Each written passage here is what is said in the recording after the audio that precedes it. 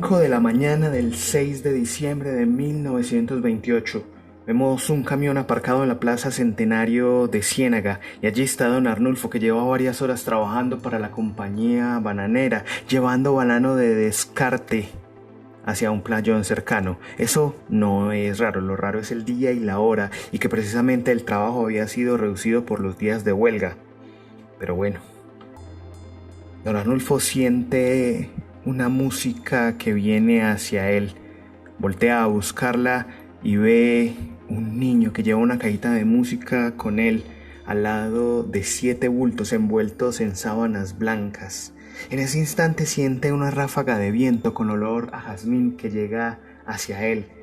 Y ahí, en ese instante siente un golpe en la puerta. Uno de los soldados que ha estado trabajando con él toda la madrugada, cargando esos bultos, le dice que no se preocupe, que ya es hora de descansar, que ese va a ser su último viaje.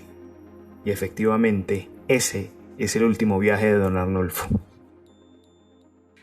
Bueno, yo soy caleña, pero soy parte de una familia que no es bayuna. Mi papá era santandereano y mi mamá bogotana. Las primas de mi mamá de Bogotá eran como muy cercanas en su juventud, entonces siempre estaban en las historias y en la vida familiar.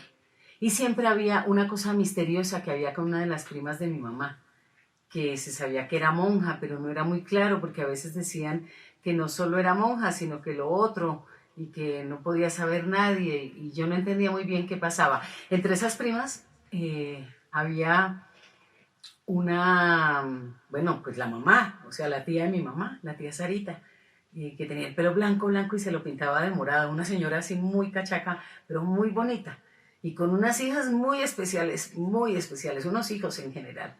Pero esta tía Sarita, cuando ya estaba mayor, tenía una mujer que la cuidaba. Y en la casa decían que María Luisa, esa señora, que era una mujer alta, gruesa, como de botones, de suéteres de botón, de falda por debajo de la rodilla, con unas gafas así, culo de botella, muy seria, que nos contaba cuentos maravillosamente. Decían que era la hija ilegítima de Arturo Cova, el protagonista de La Vorágine. Asimismo, crecí en el Valle del Cauca, donde hay una hacienda que se llama la Hacienda del Paraíso, donde dicen que transcurre una de las novelas más emblemáticas de principios del siglo XX, que es María. Esa mezcla entre la realidad y la ficción para mí se volvió una complicación para toda la vida. Y nunca he logrado desentrañar cuál es la diferencia. La prima esa de mi mamá, Ñoñó, cuando la nombraban había una cosa como secreta. Algo pasaba con Ecuador y cuando Ñoñó venía a visitar a su mamá, a la tía Sarita, había como un secreto, con esa cosa que pasa de los adultos que hablan de cosas suponiendo que los niños no se enteran. Con el paso de los años me fui enterando. Ñoñó, esa tía, prima hermana de mi mamá, era una monja guerrillera. Había empezado con Camilo Torres. Sin embargo, ella era monja del Marymount. Había entrado a la vida de monja de una manera muy curiosa porque ella había nacido en una familia acomodada. Por eso para ella el mundo se dividía entre ricos y pobres, que era lo normal. Y lo que había era que cuidarse de no ser del mundo de los pobres. Por eso cuando las monjas empezaron a hablar de que les parecía muy raro, esas monjas extranjeras, que hubiera tantos pobres en Colombia, ella no entendía por qué se sorprendían de eso. Y poco a poco fue tomando interés. Y bueno, se fue a estudiar con ellas a Nueva York. Y ahí entendió todo lo que pasaba en su propio país. Y empezó a tener una percepción de la desigualdad. Y consideraba que no era necesario entrar a luchas armadas, que lo que había que explicarle a los ricos que el dinero propio era un dinero común para el bienestar de todos. Que era la única manera de que tuviera sentido ser rico. Bueno, dirigió el Marymount en varias ciudades del país y de cada lugar salía con algún escándalo curioso. Aquí en Bogotá fundó un Marymount en el sur, donde mezcló a las monjas y a los comunistas, y por supuesto surgieron amores. Ella misma se enamoraba bastante. Dice que la primera vez que se enamoró perdidamente, creo que fue de un arquitecto, ella se cuestionaba por su amor, por su compromiso con Dios, y de repente se dio cuenta que era un matrimonio, que como todo matrimonio, pues ella estaba casada con Dios. Pero eso no quería decir que ella no pudiera ver a los demás hombres. pero que en el momento mismo de la decisión ella siempre optaba por Dios. Poco a poco en las discusiones, en los crecimientos, en los confrontamientos, empezó a tomar un real partido por la gente más necesitada y finalmente se fue para el monte. Se enamoró de Fabio Vázquez, uno de los fundadores del ELN, y fue la monja Elena. No supo que era parte del ELN hasta mucho después. La mandaban a las reuniones y cuando citaban quiénes eran los participantes, nombrando los grupos disidentes reunidos, ella hacía suposiciones de quién era la del ELN y Fabio le contestaba en cartas burlonamente hasta que después de 2 años ella entendió que ella era la representante del ELN. También pensaba que entrar a la guerrilla era un proceso similar al de ser monja, o sea, tenía que haber un noviciado, después unos ejercicios, después unos compromisos y finalmente llegaba un día en que uno como que se graduaba. Bueno, eran todas las estructuras que ella traía. Se movió por el mundo. Dicen que cuando salió escapando de Colombia, bueno, ella como monja se llamaba María de los Consuelos, entonces la hermana Consuelo. Y la madre Consuelo. Cuando la vino a buscar la policía, pensó primero que era su hermana la que estaba casada con Monterroso, el escritor. Esa debe ser porque está casada con un comunista. Pero no era Milena. Después encontraron a su hermana Consuelo, que se llamaba Consuelo, y como ella se llamaba Consuelo, pues fueron a buscar a Consuelo y no, tampoco era Consuelo. Era Ñoñó, Leonor, que ya estaba volando hacia Centroamérica. En las guerras de Centroamérica participó en muchísimas. Me la encontré en una novela que se llama El Testaferro, que leí hace como unos 4 años, que decía que cualquier cosa que usted necesitara en las revoluciones centroamericanas, buscar a la monja es guerra. El año pasado la conocí, tiene 89, bueno, ya debe tener 90 años. La pandemia la cogió de paseo por el sur visitando a su hermana Consuelo, la verdadera Consuelo. En el 94 se retiró de todo y se regresó a Colombia a trabajar con organizaciones feministas. Y hace pocos años se declaró en retiro parcial, porque sigue teniendo reuniones de trabajo y conversaciones. Una mujer excepcional a la que le tengo muchas ganas de conocerla porque creo que esa es como la esencia de mi familia, poderme encontrar con personajes como ella que se mueven entre la realidad y la ficción.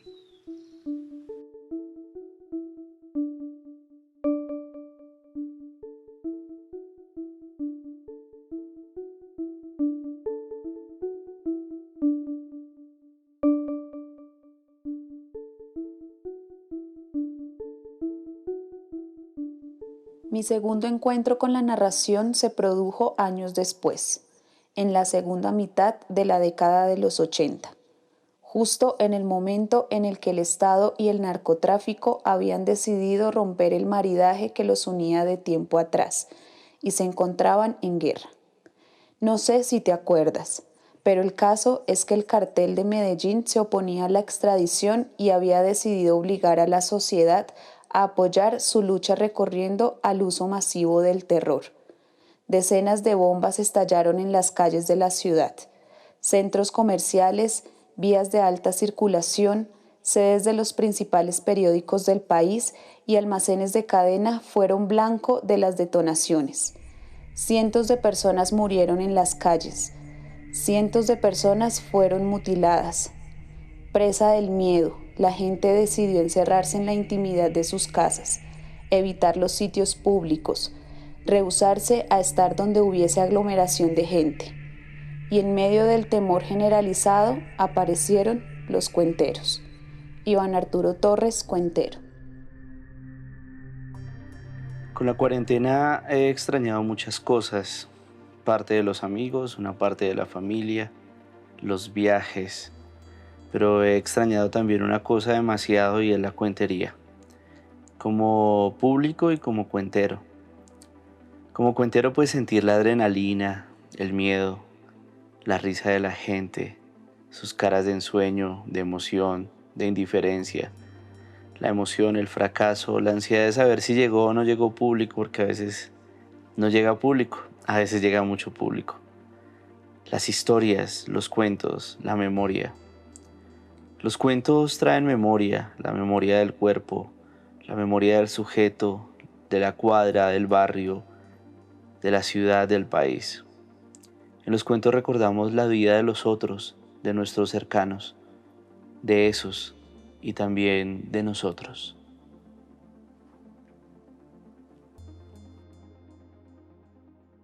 En el pueblo, o mejor, en la cabecera del pueblo el color era uno solo, azul. En todas las tiendas donde uno entrara escuchaba la frase conservador a mucho honor.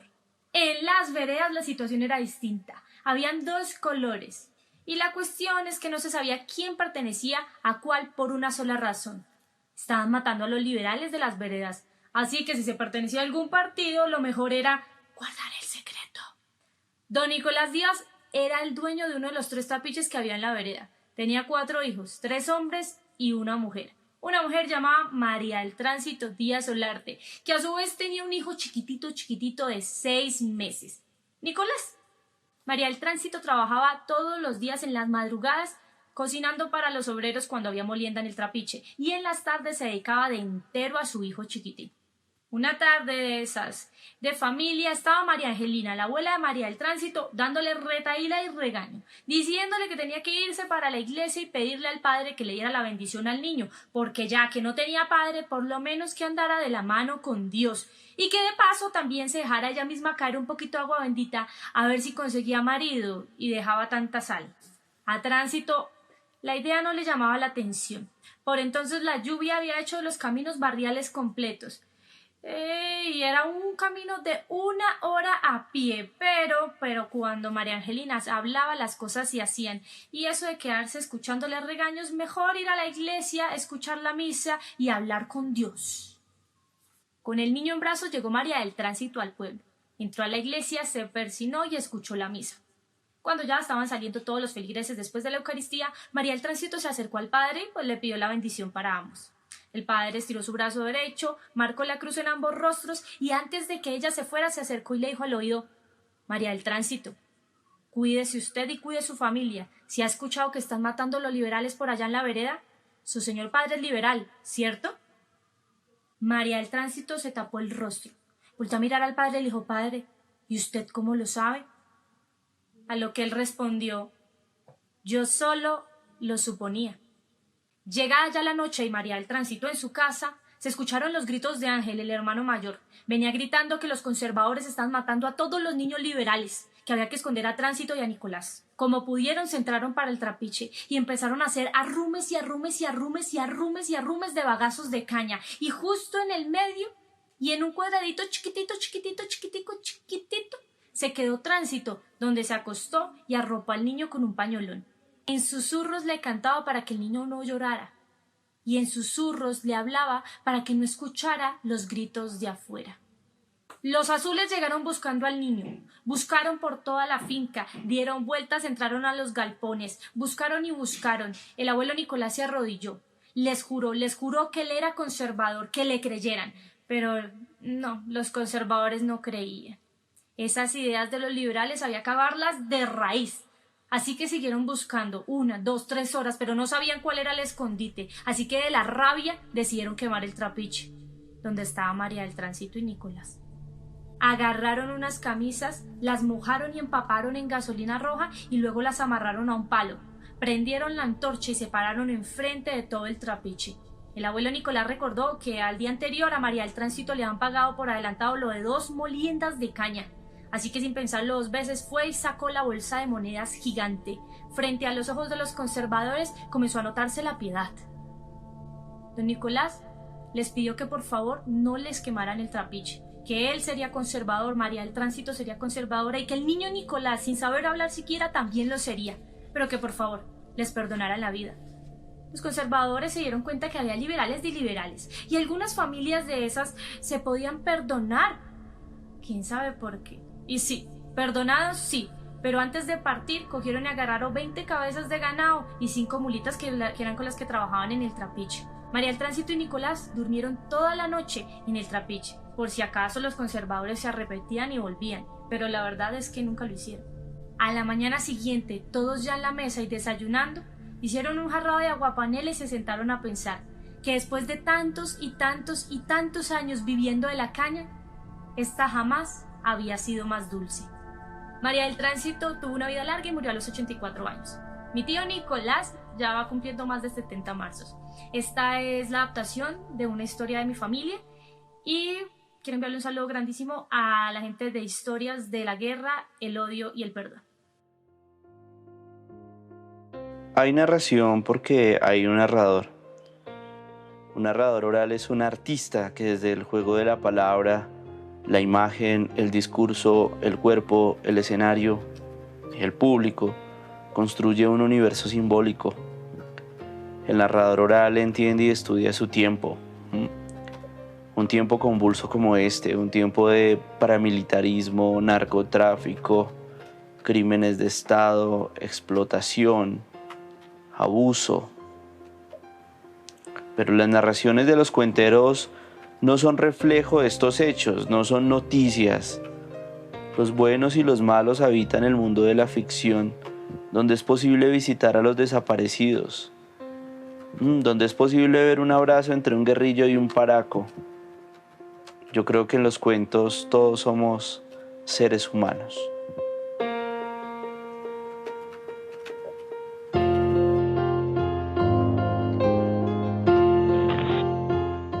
En el Diviso se sabía que una amenaza era una promesa. Vivían en la finca felices, ella, sus 2 hijos y su amada Ofelia. En la finca podían cultivar y producir lo que necesitaban y claro, tenían el rinconcito del jardín que todas las noches regaban para la mañana siguiente regalarse las flores una a la otra. Odiaban los días que tenían que bajar hasta el pueblo. Aún así se tomaban de la mano y juntas se enfrentaban a los reclamos y las críticas que hacían las personas en la tienda, que los vendían como juicios cada vez que las veían pasar. Ellas se preguntaban que si la gente pensaba que ellas simplemente caminaban para incomodarles en su cotidianidad. Pero ¿por qué no les incomodaba la guerra a su alrededor que la tenían tan cerca? ¿Por qué no les incomodaban tantos muertos? ¿Por qué no les incomodaba que los niños se murieran de hambre? ¿Por qué les incomodaban ellas, que lo único que querían era vivir juntas, porque juntas eran felices? Incluso hasta el sacerdote del pueblo se encargaba de alimentar la tirria que les tenían. Cuando en sus sermones se levantaba diciendo, claro, varón y mujer fueron creados por Dios, pecadoras irredentas, frutos del árbol prohibido, esposas de Satanás. Como si Dios se sentara a criticar su creación y no amarla. Aún así vivían felices. Vivían felices en su cotidianidad, en tenerse una a la otra, en los niños que corrían y las flores de todos los días. Hasta que llegó Braulio.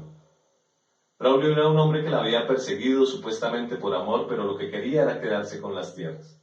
Había vuelto al pueblo y cuando se enteró que su esposo ya no estaba y que ahora ella vivía con Ofelia, la persecución fue peor. Pero nadie se imaginó que Braulio llegara tan lejos. En un pueblo como el Diviso, los repartidores de justicia son los grupos armados que controlan las zonas. Por eso Braulio se fue a hablar allá con el comandante. Le contó lo que la gente decía sobre ellas y desde ese día empezaron las amenazas. Esas voces sin rostro que las aterrorizaban todos los días. Ya les daba miedo bajar hasta el pueblo. Las flores se marchitaron porque les daba miedo ir a regarlas.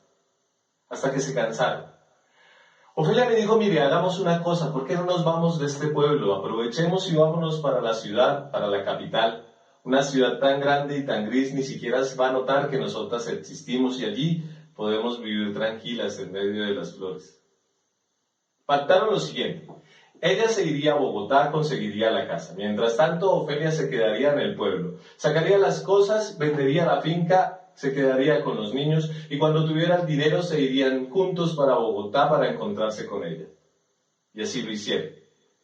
Ofelia se quedó con los niños en el pueblo. Y ella se subió al bus. Esa fue la última vez que la vio. Le dio un último dulce beso y se marchó. Después de eso volví al pueblo para preguntar por ella, pero nadie le daba respuesta. Habló con Braulio y Braulio le dijo que sí, que él le había pagado lo de la finca, que se habían firmado los papeles, pero que después de eso no supo más. La mamá lo único que le decía era que seguro ella se había volado con el dinero y la había abandonado. Pero ella sabía en su corazón que algo malo había sucedido. Después de ese último beso, todos los días fueron el mismo desde que no la encontró. El dolor que corroía su corazón, el temor de haberla perdido para siempre, el tiempo que se detiene para los que aman a los desaparecidos. El rencor y el remordimiento de sonreír todos los días, de celebrar los cumpleaños y las navidades sin saber si estaba viva o si estaba muerta, sin saber si estaba sufriendo, sin saber que algún día volvería.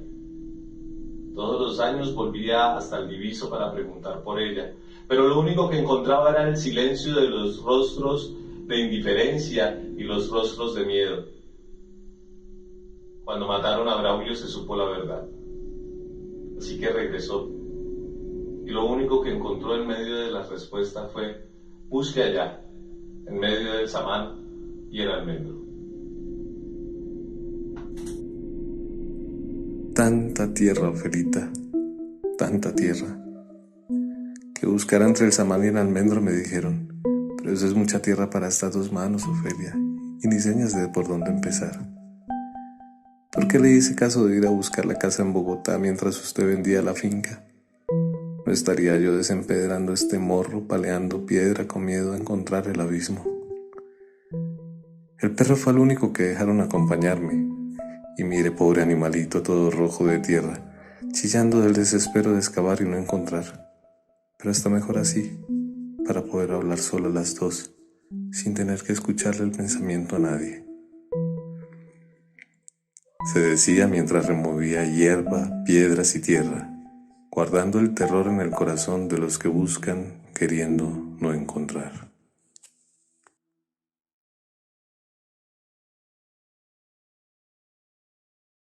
Walter Benjamin había hablado acerca de la desaparición de la narración oral, y alguna vez le preguntaron a Mario Vargas Llosa por el movimiento de contadores de historias en Latinoamérica, pero Mario Vargas Llosa dijo que no lo conocía, que ni siquiera estaba seguro de que existía. Pero obviamente existe, a diferencia de lo que planteó Walter Benjamin, de que la guerra trajo consigo el silencio, de que los hombres ya no tenían una historia que contar. En Colombia pareciera que ni siquiera la guerra nos ha silenciado. Las víctimas, los artistas siguen contando historias, y es gracias a esas historias de la narración oral, gracias a esos cuentos, que nos hemos enterado de la otra versión de la historia, la versión desconocida a veces. Gracias a eso hemos conocido esa guerra bipartidista, que no les importaba morir por cualquier cosa.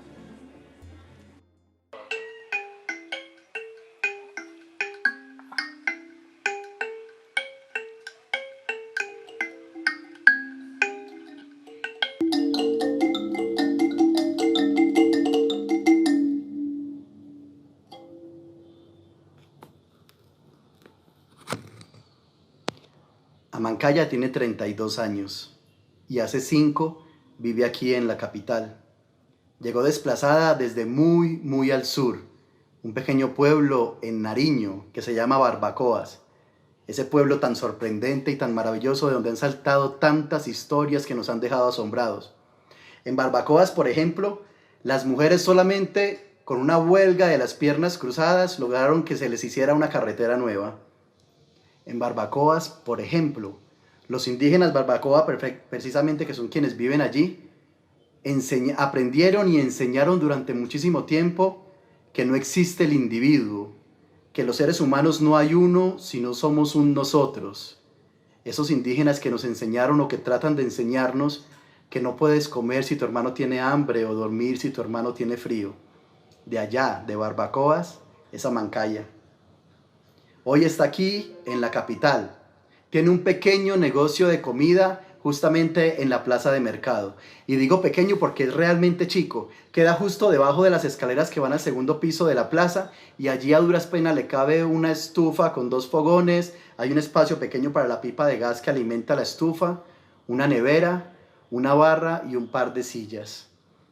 Pero desde el día en que Amancaya abrió ese negocio, el ánimo, la energía, el ambiente en la plaza de mercado de acá, de la capital, ha cambiado. Empezando porque hay un olor distinto, un olor como a bosque, como a grama recién mojada, como a río que pasa. Nadie lo comprende y muchos creen que es que ella tiene como algunos dotes de bruja o sobrenaturales, pero además hay una energía diferente.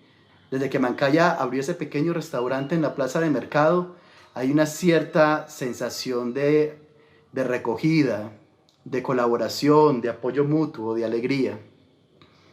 Amancaya casi no habla castellano, pero no porque no lo sepa, sino porque le gusta mucho más hablar en su dialecto, o en su idioma, o en su lengua, como lo quieras llamar. Y cuando Amancaya habla como si hablara para sí misma. Claro, eso pensaba yo cuando no la conocía, pero cuando la conocí me contó que no habla para sí misma, que habla para esos otros, que es ella misma. Porque los barbacoas piensan que cuando se desplazan no significa que uno se va, sino que el pueblo mismo se amplía.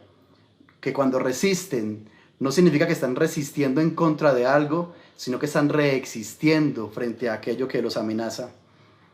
Con esa sabiduría y esa tranquilidad, el día que yo conocí a Mancaya, porque me invitaron a comerme un tapado de pescado, que es el plato típico que ella suele hacer y que es una delicia, a pesar de lo sencillo, el día que yo la conocí, me quedé parado frente a ella con una sensación como de, la verdad, como de pequeñez. Esa sensación que uno tiene a veces cuando entra a un museo, o ese silencio casi que devoto, de ritual cuando entras a una biblioteca. Es como si frente a mí no estuviera una mujer, sino un pueblo entero. Y claro, cuando ella me explicó esa noción que tienen de que no existe el uno si no está en el nosotros, esa noción de que no puedes acostarte a dormir si tu hermano tiene frío, o comer si tu hermano tiene hambre, pues comprendí por qué cuando la siento a ella cerca no es una persona, sino que son muchas. El día que ella hizo aquel tapado de pescado, que les voy a contar más o menos cómo es, mire, es una tilapia bien desescamada, aliñada con un poquito de ajo y un par de especias de allá del sur que son deliciosas y que le dan un aroma fabuloso. Además eso se cocina en su propia agua y mientras se va cocinando, pues ella va contando historias y va alimentando no solamente el cuerpo que se alimentará con el pescado, sino el alma, con las historias, las anécdotas y las conversaciones que Amancaya nos da. Ese día ella me sirvió el pescado y yo lo probé y usted no me va a creer, pero fue como si me transportara de inmediato a su pueblo. Tal vez por lo que me había dicho, o tal vez porque de verdad tiene algún tipo de misticismo o de poder mágico. Pero cuando probé aquel tapado, yo sentí como si el río estuviera sonando, sentí como si hubiera un recogimiento, como si el tapado lo hubiera hecho exclusivamente para mí, o más bien como si lo hubiera hecho también conmigo. Y después de probarlo le dije a Mancaya, con mucho agradecimiento, además, creo que este es el mejor pescado que me he comido en la vida. Creo que tú haces el mejor pescado del mundo. Y ella me contestó, por supuesto, lo que no has comprendido es que yo no lo hago. Es que lo hacen mi abuela y mi madre, que fueron asesinadas por la violencia. Es que lo hacen mi tío y mi primo, a quienes mataron delante de nosotros en el parque. Es que lo hacen los hijos, los tíos, los primos y los amigos que hemos ampliado el pueblo más allá de los horizontes de su territorio. Pero espera, el día que podamos regresar, el día que podamos volver a aquel lugar en donde no somos uno, sino muchos, donde la propiedad es colectiva, donde nadie se acuesta si su hermano tiene frío o come si su hermano tiene hambre, ese día podrás volver a probar el tapao, hecho por mí y por tantos, y darte cuenta que nuestra comida es nuestra historia, que nuestra comida es nuestra vida. Esta es una de las anécdotas que deja el desplazamiento en nuestro país. Un poco de alegría que llega a la ciudad, no porque quería, sino porque le tocó. Pero es un pueblo que no resiste, sino que reexiste, mostrándonos que hay un futuro y que hay un camino distinto. Muchas gracias. Bueno, el ejercicio de la narración oral está comprometido directamente con la memoria humana. Cuando recordamos a un desaparecido como esos desaparecidos que han estado en nuestro escenario colombiano, recordamos la dignidad que alguna vez se les fue arrebatada. Porque cuando alguien es asesinado siempre se justifica su asesinato, ¿no? Era de izquierda, lo merecía, era marihuanero, lo merecía, era marica, lo merecía, era negro, lo merecía, sí, entonces era lesbiana, lo merecía, estaba en minifaldas, lo merecía, ¿no? Entonces lo que hace la cuentería es que nos recuerda a esos hombres y mujeres que tenían vida, amor, que eran seres humanos y que tenían dignidad. La narración oral le devuelve la dignidad a las personas, la dignidad.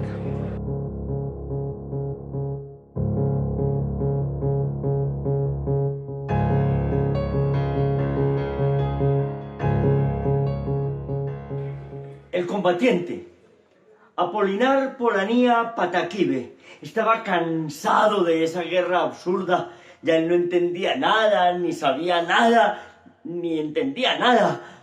Entonces decidió fugarse de allí, decidió ser un desertor, sabiendo lo que le podía pasar si atrapaban como desertor.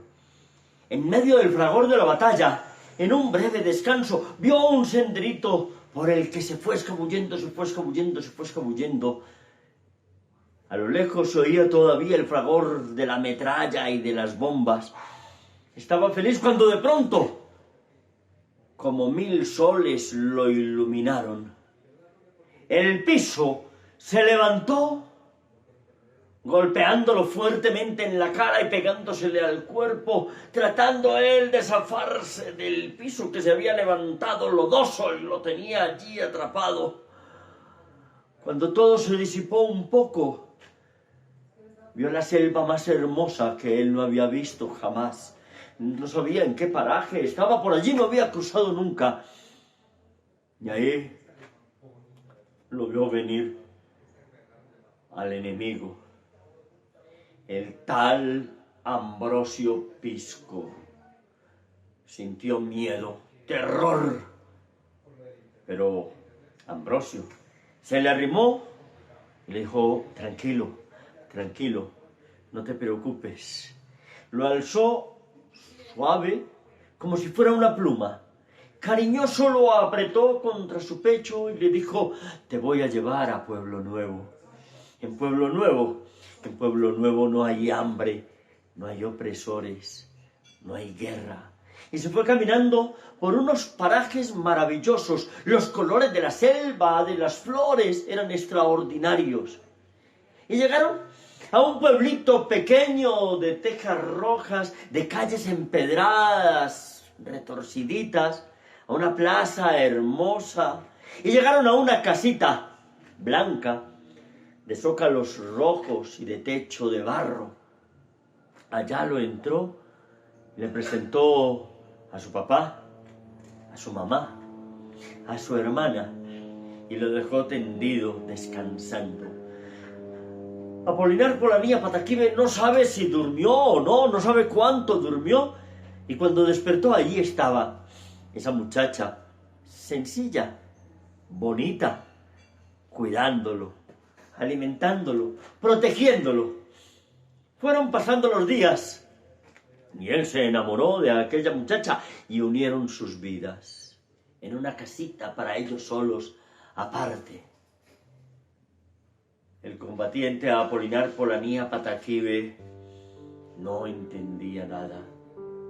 Una noche se despertó gritando, jadeando, sudoroso. Y ahí al frente estaba su padre, el viejo Apolinar Polanía, cuidándolo, sonriéndole. Mi hijo, siquiera que está aquí con nosotros. ¿Cómo podía ser su padre? Si él recordaba perfectamente cuando tenía 15 años, que los enemigos, esos malditos, mataron a su padre a machetazos y prendieron todo el rancho. Por eso él se había metido a la guerra, para vengarse de esos malditos. Y entonces su madre, al lado del viejo, le sonrió. La vieja María Pataquive. Mijo, ¿cómo estás? Pero si después de un año de él estar en la guerra, le había llegado una carta de una vecina que le decía que su madre había muerto de tristeza y de angustia por la muerte del padre y la ausencia del hijo. ¿Cómo podían estar ahí? Su esposa le acarició la frente y Ambrosio, tranquilo, tranquilo, estás en Pueblo Nuevo. Y los papás de Ambrosio le sonreían y él no entendía nada y él no comprendía nada. Si Ambrosio el traidor, él mismo había recibido la orden del capitán de matar a ese traidor. Él no sabía por qué era traidor ni por qué era enemigo, pero recibió la orden. Y fue y con sus propias manos él lo había masacrado junto con toda su familia, con su padre, su madre y su hermana. Apolinar Polanía Pataquive los miró a todos, amorosos, sonrientes. Y al fin, el combatiente Apolinar Polanía Pataquive lo entendió todo.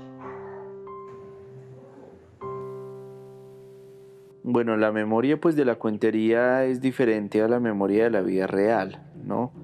Es diferente porque está atravesada por la ficción.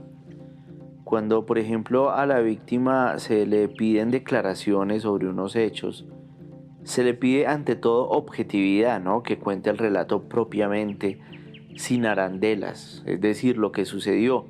Incluso yo creo que hay una cierta soberbia cuando se le controla el tiempo, cuando su relato debe ser legitimado por un experto. Son relatos, que seamos sinceros, son relatos controlados, colonizados.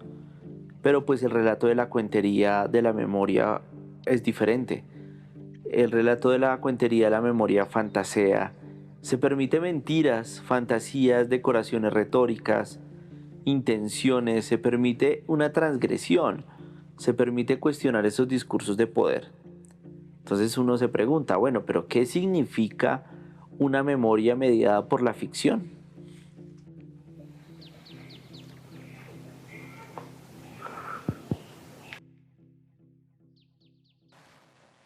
Escuchábamos que el fenómeno del humo había llegado a algunas partes del país. Nos creció un poco la incertidumbre al entender que las personas desaparecían. Pero la vida seguía y no podíamos cambiar nuestras rutinas de vida por tan aterradoras noticias. Luego la prensa dijo que se esparciría. Al principio fue una inquietud, pero el humo se limitaba a las zonas rurales, así que nuestro ritmo de vida no disminuyó. Las personas lo comentaban, se subían las cifras a redes sociales y nos preguntábamos por qué se encarecían algunos servicios y productos, pero era culpa del humo. Sin embargo, no íbamos a dejar de vivir por eso. Esas cosas en la ciudad no pasan y no vamos a detenernos por algo que pasa en el campo.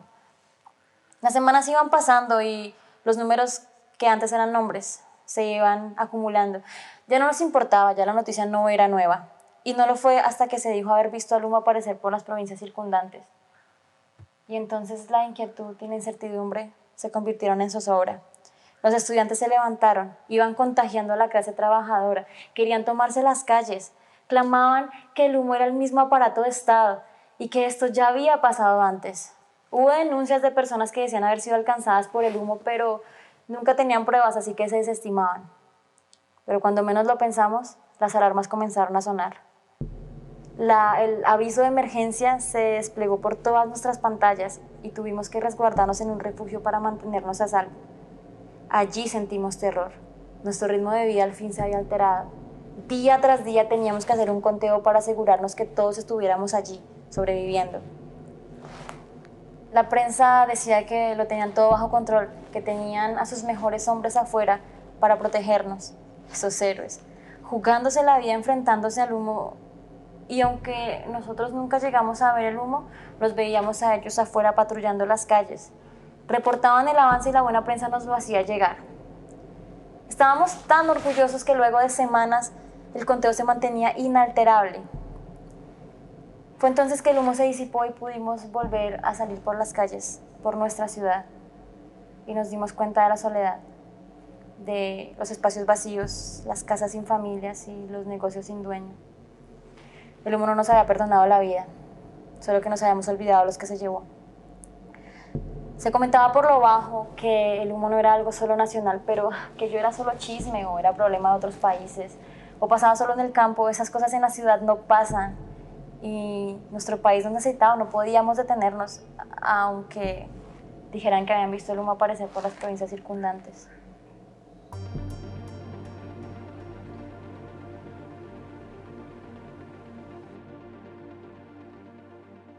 Sí hay una relación entre la cuentería y la memoria del conflicto, porque al igual que el teatro, el cine o la literatura, la cuentería también ha construido unos imaginarios de la guerra.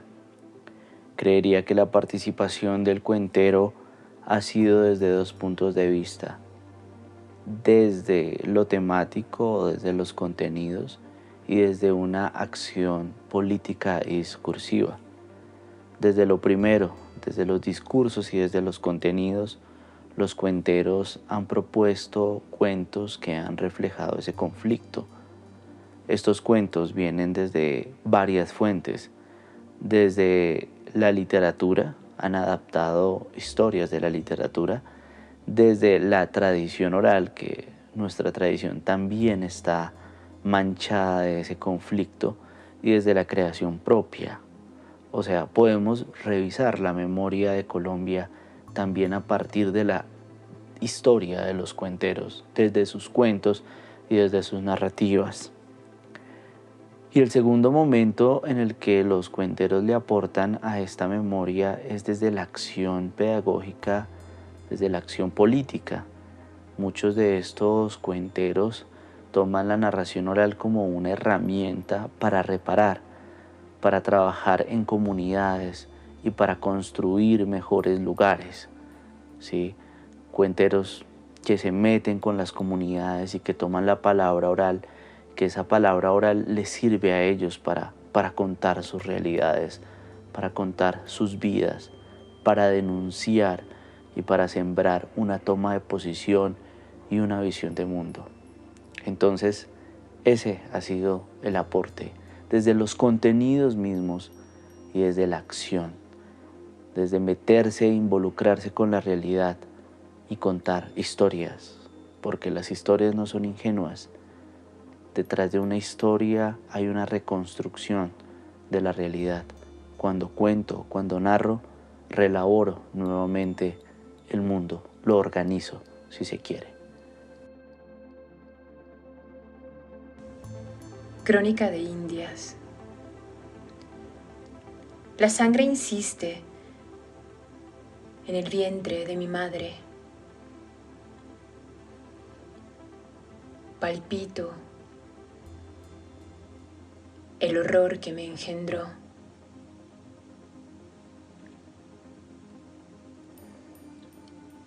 El muro. De todos modos, siempre habrá un dolor, una imagen, un sabor, un poema recordando que somos hijos de una única lengua muerta.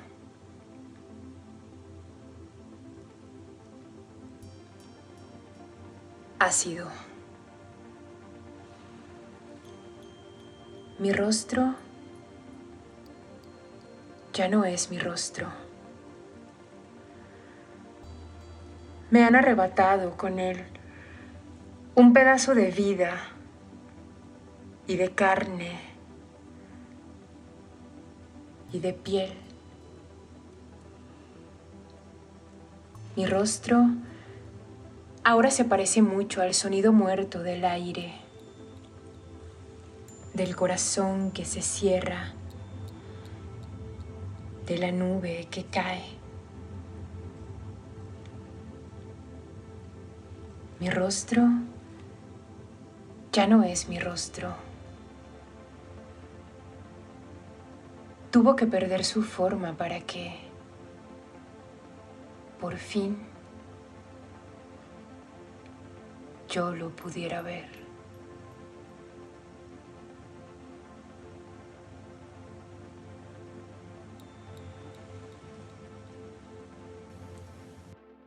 Con la Guerra Mundial comenzó a hacerse evidente un proceso que aún no se ha detenido. ¿No se notó acaso que la gente volvía enmudecida del campo de batalla? En lugar de retornar más ricos en experiencias comunicables, volvían empobrecidos. Todo aquello que 10 años más tarde se vertió en una marea de libros de guerra, nada tenía que ver con experiencias que se transmiten de boca en boca. Y eso no era sorprendente, pues jamás las experiencias resultantes de la refutación de mentiras fundamentales significaron un castigo tan severo como el infligido a la estratégica por la guerra de trincheras, a la económica por la inflación, a la corporal por la batalla material, a la ética por los detentadores del poder. Una generación que todavía había ido a la escuela en tranvía tirado por caballos, se encontró súbitamente a la intemperie, en un paisaje en que nada había quedado incambiado a excepción de las nubes. Entre ellas, rodeado por un campo de fuerza de corrientes devastadoras y explosiones, se encontraba el minúsculo y quebradizo cuerpo humano. Lo conozco desde que tengo memoria. Cuando sonríe, los pajaritos bailan y las flores de su risa adornan su noble corazón, que es como un pozo con agua en el desierto y también como una palmera que ha resistido las tempestades y sigue ahí. Me recogí en la cuneta la primera de varias veces que me estrellé en la bici. Años después fue quien me enseñó a montarla. Él me tenía del sillín y yo pedaleaba, me iba dando instrucciones, yo toda emocionada, cuando de repente y sin darme cuenta lo estaba logrando. Estaba volando yo sola en mi bici amarilla. Eso que nos ha dicho de que debemos abrir las alas lo aprendí por primera vez cuando me enseñó a montar bicicleta. A veces cuando llegaba a trabajar nos enseñaba a bailar, en especial salsa. Por él me gusta Willy Colón, por él me bailo la Negra Tomasa. Me ha dado los consejos que nadie más me ha dado y me ha regalado una familia hermosa, un hogar donde amar la vida. Cuando salía a trabajar no sabíamos si regresaría bien o vivo. Cuando libraba sus batallas orábamos por él. Cuando se tenía que ir lejos era como si una nube gris se posara en nuestro cielo azul y en nuestros ojos llovía. Y cuando llegaba a la casa el corazón nos saltaba de alegría, agradecemos tanto su presencia. Por los lugares a los que nos llevó su trabajo conocí la danza y la cuentería. Con la manera de hacer su labor aprendí sobre la honestidad, la solidaridad, el sacrificio y la valentía. Y cuando lo condecoraron sentí que de ninguna persona podría estar más orgullosa. Un día fui a Jericó, uno de los pueblos donde trabajó. Y el señor de los minutos del parque, el de la chaza de los dulces, le mandó saludos y un rosario de la madre Laura para que siempre lo protegiera. Él no solo ha sido mi héroe, sino también el de muchos. Mi héroe es mi padre, mi héroe es policía. Por ficción se entiende también la capacidad del cuentero de poetizar los relatos. O sea, no es simplemente un hecho que se cuente, no es la historia propiamente de un guerrillero que muere, ni la de una mujer que es desplazada por la violencia, ni tampoco la de un niño que es víctima de una bomba, ¿no? No es la historia propiamente de unas personas que son discriminadas por su identidad sexual, ni la de un hombre que fue víctima de los militares. Si eso fuera así, pues sería una noticia, ¿no? Una noticia normal de un periódico, de un noticiero. En cambio, el relato del cuentero sufre un proceso de ficcionalización y poetización. Me perdonan, ¿no? Si existe la palabra. Y este proceso se da a través del lenguaje, el ritmo, la intención, el acto de habla, la imagen, la transgresión de los hechos. Estamos entonces ante una narración que puede dar consejo, ¿sí? Una narración que puede trascender los tiempos, ¿sí? Es retomando a Benjamin, a este filósofo alemán, una narración capaz de dar consejo, capaz de enseñar, pero que quede claro que con enseñanza no nos referimos a un compromiso pedagógico, una obligación, sino a una condición propia de la narración, de esa que habló Banzina, Walter Ong, Benjamin y toda esta serie de filósofos, pero que cualquiera lo sabe, no hay que preguntarle a esos filósofos, sino lo saben, por ejemplo, nuestros indígenas, ¿no? Sí, lo saben nuestros chamanes, lo saben nuestros abuelos naturales, que la narración está en capacidad de dar consejo, ¿no?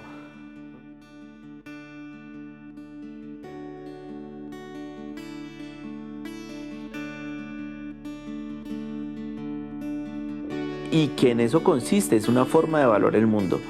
En ese sentido, el cuentero cuenta la historia del dolor, del amor, de la soledad, de la esperanza y del perdón. Una historia que puede ser entendida aquí o en Medio Oriente, puede ser entendida en cualquier lugar donde haya un acto de humanidad y memoria.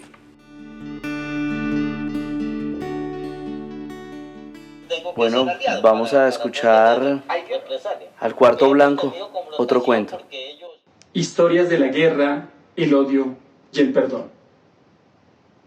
Aunque no los veas, ellos están aquí. Aunque no los sientas, ellos están aquí. Aunque no los escuches, ellos están aquí. Y en las noches, ellos también están aquí. Los horrores en Colombia sí existen. Ejército Nacional. Termina el estudio, se van a las filas, en un carro viejo se van al cuartel. El cabo les grita que abran las pupilas, si no hay berraquera no van a poder. Matar al guerrillo allá en las montañas, lanzar una bomba y después correr. Corran, corran, corran, es orden muchachos, maten, maten, maten, con odio, con hiel. Violen, violen, violen, que esto es para machos, griten, griten, griten, ¡viva el coronel! Esto no es un cuento, es la triste vida de un buen estudiante que se fue al cuartel, a salvar la patria querida, y a coger los vicios de mi coronel. Aquí no estamos ante casos de falsos positivos. Aquí estamos en el procedimiento de reconocimiento de unas personas que han muerto dentro de la confrontación que lleva el ejército. La cuentería, sin lugar a dudas, ha sido una forma de resistencia frente a la cultura de la violencia. Por ejemplo, permitió a la gente congregarse en microcomunidades cuando estaba el miedo a las explosiones. Popularizó relatos no solo del canon, sino también de la cotidianidad, ¿sí? Popularizó esos relatos que no están dentro de la élite artística o literaria y que si no hubiera sido por la oralidad estarían quién sabe dónde, ocultos, y hubieran quizás muerto en el anonimato. La cuentería es la memoria del pueblo, es la memoria de las comunidades. La cuentería ha tejido durante años relatos de la violencia en el país, le ha servido a los artistas para su propia reparación y para también reparar a los otros. La narración oral es memoria que reflexiona desde lo estético sobre la realidad, el recuerdo, el olvido, el perdón, el amor, el silencio.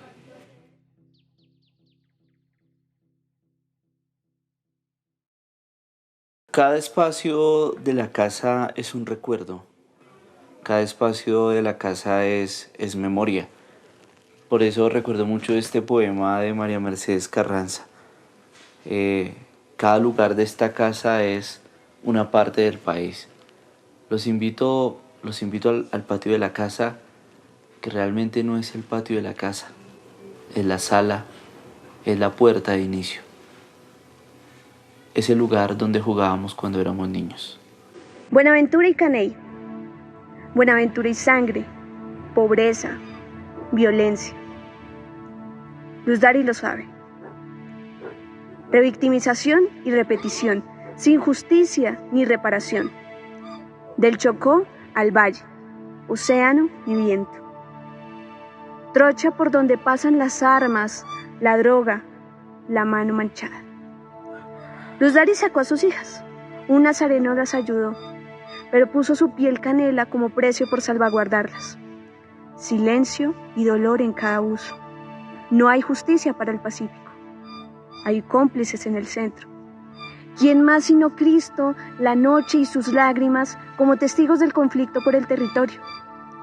Y sin falta, para rematar este circo sangriento, se esfuman las familias, las tardes de compañía.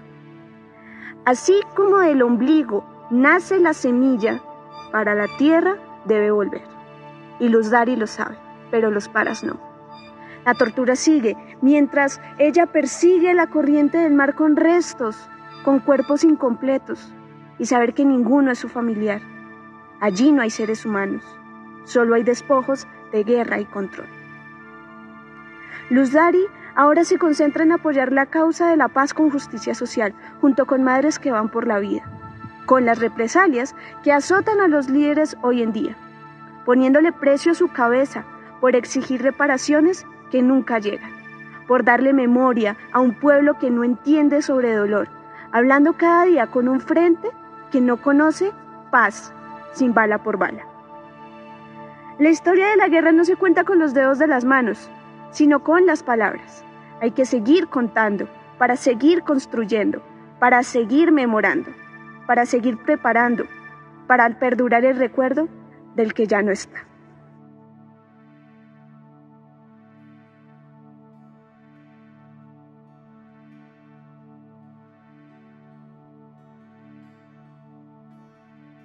Y pues esperar que pase la pandemia para ir a escuchar cuentos, pero mientras tanto iremos a cada uno de los lugares recónditos del hogar, a la habitación, a la biblioteca, a la sala, al baño, al patio, a escuchar historias.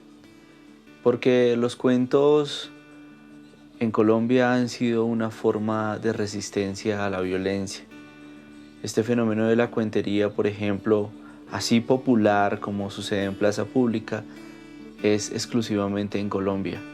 Quizás sucede en muchas partes del mundo, en universidades, bibliotecas, pero esto de la plaza pública, esto de crear microcomunidades en torno a la narración es colombiano.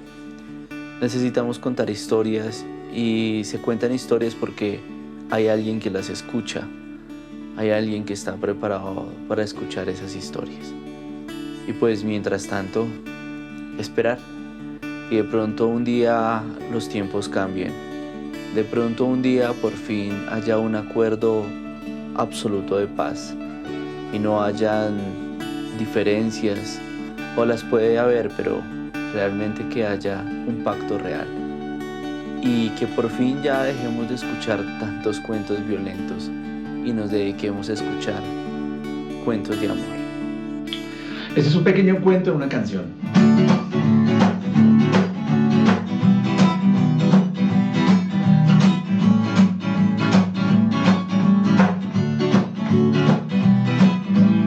Ella y él se conocieron en un cafecito que quedaba cerca a la estación del metro.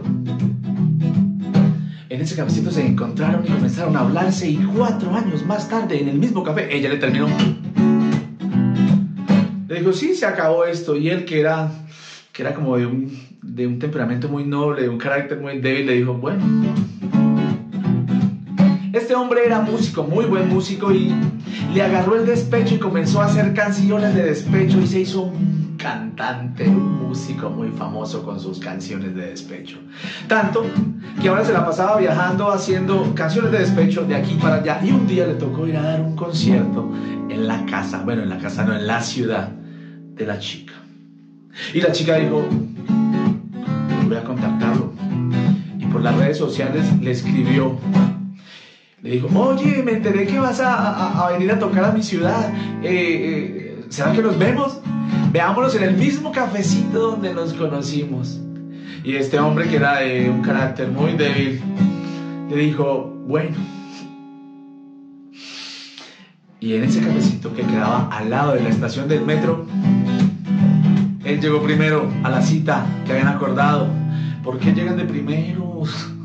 El que llega de primero sufre más porque no sabe si el otro va a llegar, si lo va a dejar metido. Y de pronto ahí en ese cafecito se acordó de un pedacito de canción que dice: me encantaba esperarte al final del andén, me encantaba mirarte bajando del tren, me encantaba verte correr hacia mí, me encantaba esconderme y hacerte sufrir.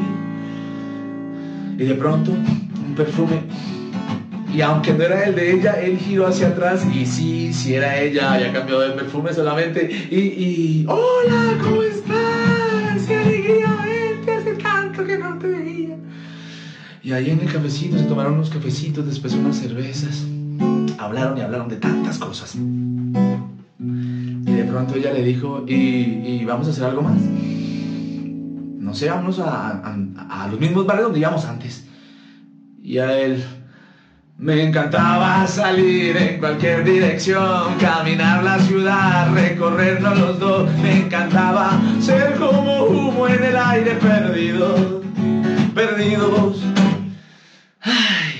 y comenzaron a andar los mismos cafecitos de la ciudad, los mismos bares, a bailar, y de pronto en un bar se han pegado un beso así, de esos descosidos que se volea eso, saliva para todo lado, y terminaron pues haciendo cosas que ustedes se imaginarán.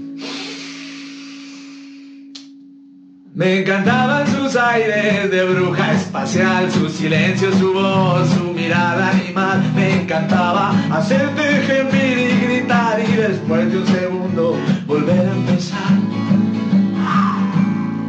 Y después de arrancarse el alma a besos, de arrancarse los recuerdos, de arrancarse el amor, tantas cosas, a este se le da por preguntarle: ¿y usted sí me ha extrañado? Papi, no pregunten esas cosas, por Dios, no. Me encantaba hablar de tu vida anterior, descubrir que sentías lo mismo que yo. Me encantaba saber que todos tus hombres habían caído al vacío, al vacío. Y llegó el amanecer, y llega el día, y los amantes tienen que despedirse, decirse adiós. Y él, cuando se iba a levantar de la cama, de pronto sintió que ella no lo quería soltar. Y al ver su rostro, de esos hermosos ojos que tenía esa mujer, se cayeron un montón de lágrimas. Y ella le dijo que por qué no se quedaba, que se quedara con ella para siempre. Y este hombre, que era de un carácter muy débil, pues le dijo que no. Y lo loco de eso es que uno tiene que ser muy berraco para aguantarse un despecho, uno tiene que ser muy berraco para aguantarse una tusa, pero también tiene que ser muy berraco, muy berraco, muy berraco para decirle a alguien que ama no. Y de aquella casa salió el hombre, aquel músico, y por el barrio se escuchó una tonada bien bonita, una tonada que decía: la la la la la la la la la la